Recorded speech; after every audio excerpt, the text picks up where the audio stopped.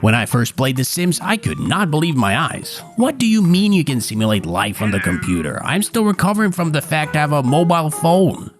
So sick. The Sims 1 was a bit before my time, so it was the sequel which introduced me to the wonderful world of typing out motherlode and removing pool ladders. And boy, was that world exciting. Early onset gooning aside, it truly was an amazing experience, one that I giddily set out to relive when the Legacy Collection released a while back. We only ever had the Pets expansion, so I was excited to see what a fully stacked Sims 2 would look like. And bugs on launch aside, it was a lot of fun. But to be honest, I didn't really feel like much was different from the base game. There certainly was more stuff, worlds, items, and things to do, but nothing that would damage the core experience if it was gone. Admittedly, it's been a while since I played the base game, about 18 years or so in fact, Jesus Christ, and I don't want to be talking out of my ass, so I went home, picked up my original copy of The Sims 2 from 2006, and...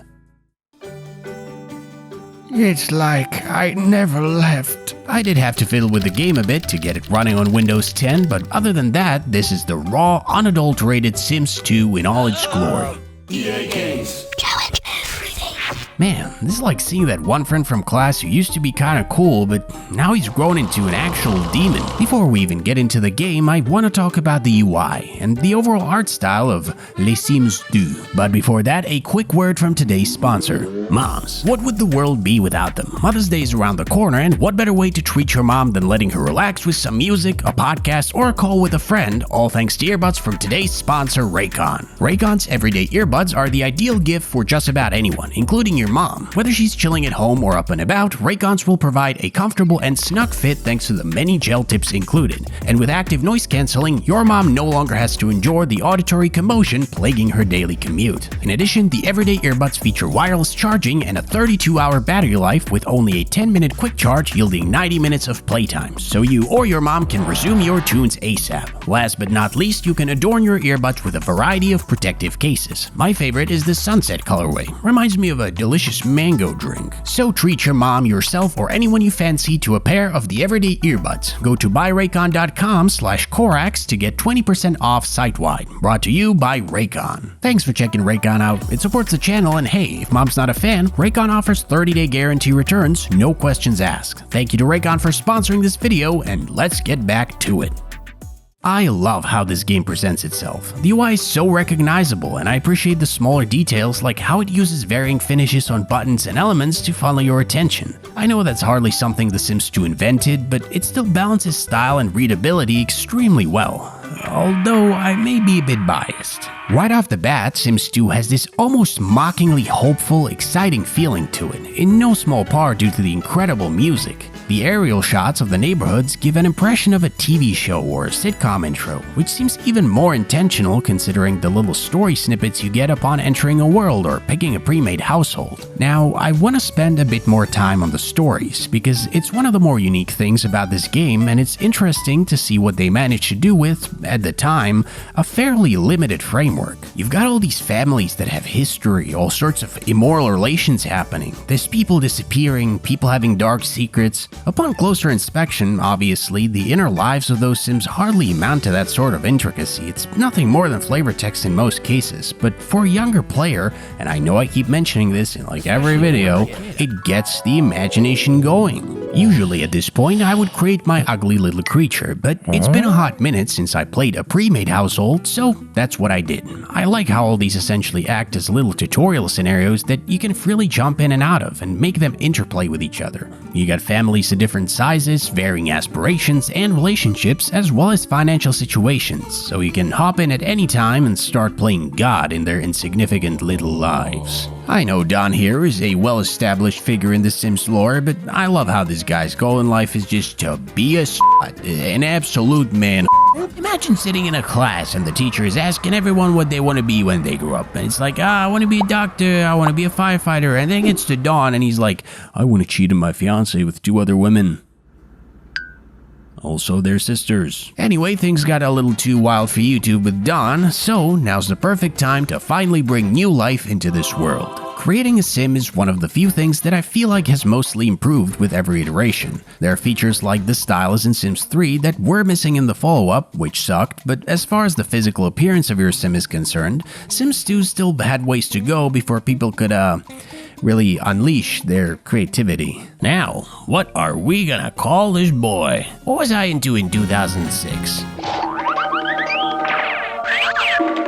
Finally, I present to you Galactic Football. He was meticulously constructed to represent all that was great about the 2000s. Despite playing a decent amount of Sims over the years, I usually just stuck to either making my sim as happy and accomplished as possible or ending their meager existence, which naturally barred me from seeing everything that's on offer. So for this playthrough, I'm just gonna do it all. Having played most of the entries, there's a clear trend of lowering difficulty. I personally enjoy wrangling the Sims in Sims 2, and I think it is the sweet spot between absolute mayhem and entirely docile. But I'm not the only type of player out there. Some people just want to play God and create little fantasies and soap opera-esque scenarios. I noticed there's a creepy yet affordable little cabin all the way up here, so we're doing that one. Oh, the joy of moving into your very own house, never to be experienced by young people again. Where's he hiding? He's excited about the outdoor shower. He's like, hell yes, an outdoor shower. I'll keep this brief because while I enjoy building houses in The Sims, it's not the main draw for me, but I'd be remiss not to mention how massively important these tools are to a large portion of players. I remember seeing some of these dev-built houses as a kid and being amazed by their complexity and sheer scale. Even seeing them now, it's really impressive what they've been able to achieve in build mode. I only have one question.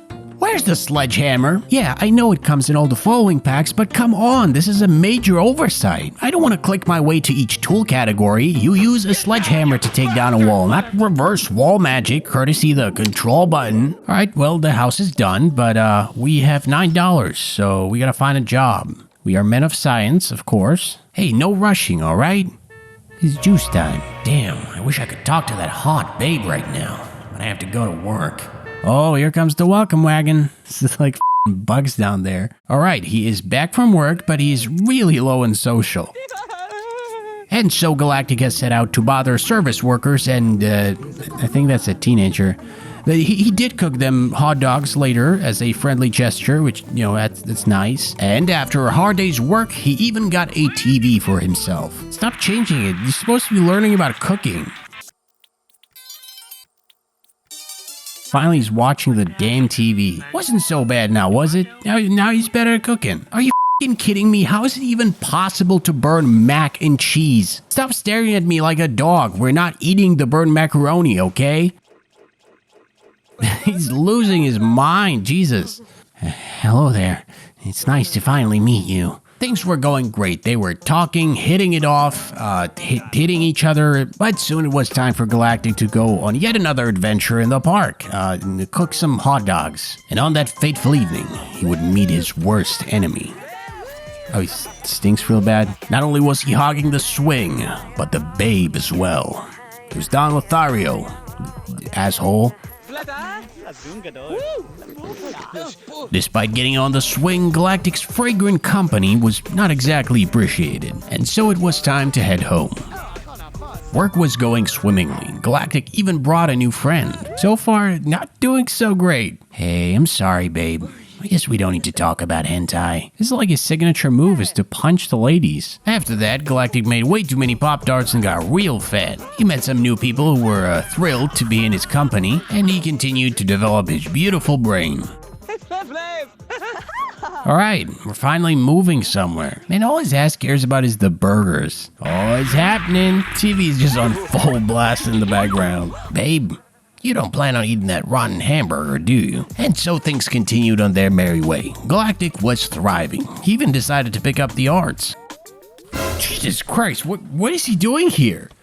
How did he get into the house? Seeing Mortimer's scary old face reminded Galactic of his own mortality. And because I've been keeping him happy, he could finally afford the elixir of life. Aspiration rewards are a concept that I don't think I quite understood when I was a kid. I just really really wanted that money tree. They are a great motivator for treating your sim well and make you get out of your comfort zone every now and then via the wants and fears. That being said, some of the rewards are quite a bit better than others, and I'd welcome some more diversity in the effects. I really like the one that lets you straight up steal a sim's skill. It's so cartoonishly evil. More items veering in that ridiculous direction would increase the possibility to roleplay on a more granular level, as it aligns a gameplay mechanic with your sim's personality. After drinking the entirety of the elixir, Galactic unfortunately got demoted at work. May have been my fault, but that wasn't going to stop Galactic from getting even more knowledge. Or I guess not. While dealing with a minor bug infestation, Galactic managed to contract the flu. He was taking it like a champ, and soon enough our boy was in perfect health once again. And so it was time to learn and burn some more food. How do you burn spaghetti sauce? Renovating, schmoozing, promotion getting, Galactic was moving up in the world. Man, he abhors talking to that woman. No, don't talk to the... Can you just stop talking to teenagers? Oh, come on, not again. Back on his feet, the next order of business was another promotion. As you climb the career ladder in The Sims, you need increasingly more friends to get promoted. So Galactic had to chat up anyone he could. Even the old Mortimer showed up, and despite the home invasion earlier, went on to become one of Galactic's closest confidants. Galactic was becoming stronger and smarter, finally hiring an exterminator for his persisting bug problem. However, there was not much time to celebrate, as the house caught on fire soon after. Wait, why does he still stink? He just showered. Come on, dude, really? Like, imagine if this happened to you in real life. You just had a house fire, and like a day or two later, a burglar breaks into your house. Yeah, get his ass. Later that evening, Galactic tried to get a party going down at the pool, but was promptly rejected, so he resorted to farming aura. God, did I really write that? Speaking of farming, not long after that, Galactic finally maxed out all of his skills. Our boy was in his prime, but he still couldn't shake the feeling that something was missing. Maybe he just needed a break, but even the thrill of consumption had no effect. And then Nina moved in, and she got pregnant, and she set the house on fire. Her behavior only grew more concerning, and then, one day... Oh, you goddamn harlot. Galactic couldn't look her in the eye, and as soon as the baby was born, it was time to go. For Nina and the baby, I made them move out. I guess she like moved back home? She's definitely not here. Where is she? What do you mean she doesn't own a phone? Oh no, they're both in purgatory. To escape his sins, Galactic finally decided to move out. The first few days were rough. Everyone was being mean to Galactic for some reason, but he held his chin up high and made sure they knew who they were talking to. Since that violent confrontation, Galactic realized what he had to do. He tried to forget, but it was all too clear. There was only one way to move forward. I must kill Don Lothario. And so he bid his time. Even in moments of joy, he was always searching, preparing for the moment he would finally meet him. Oh, and there he is. And finally, it's been like an hour. Galactic worked his charm and soon managed to lure Don into a false sense of security. And after taking a small break to become the best in his field, he finally put his plan in motion. Alright, he's here. He doesn't want to greet him. That's right, come on in. Water's perfect. I'm just gonna get out real quick. After that, all that was left to do was to celebrate. A word to the wise, don't mess with the ground, cause I'll bust a move as I watch you drown. Actually, Ashley, can we move that to one? Cause my copter's here, and now I gotta run. So later, Dawn, it was fun while it lasted. Rimmel hit me up when you're in a casket. I'll pretend to hold back tears, pretend to be brave, but we both know I'll be dancing in your grave, bitch. Oh, well, there he is. Don was back, and let me tell ya, he was pissed. He was scaring everybody, making a mess. And after doing that 2 nights in a row, it was time to say bye-bye to Don. I'm a little scared to see what we find. Oh no, I don't like this. This is some creepypasta shit. Dude, no way.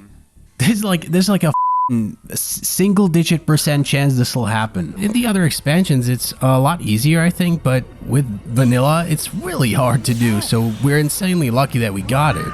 And so Galactic got abducted, but when he returned, he was not the same man. They touch his butt and he's now pregnant with Alien. And I swear to God, this better not be the most watched part of the video. Alright, that's cute. You got me there. I guess not so bad. And then something strange happened.